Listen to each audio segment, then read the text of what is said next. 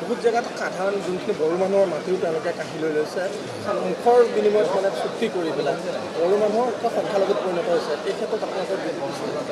এই ক্ষেত্ৰতো আমাৰ স্থিতি একদম শক্তিশালী স্থিতি আমি যিসকল লোকে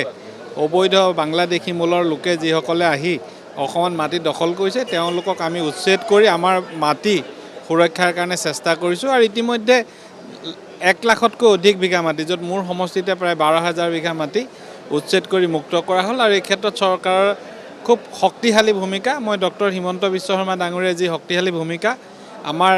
এইবাৰ আৰু কেইবা লাখো মাটি বেদখল মুক্ত হ'ব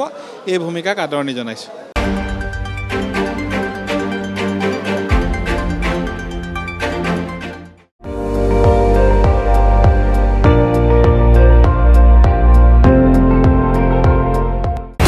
আপুনি চাই আছে ND24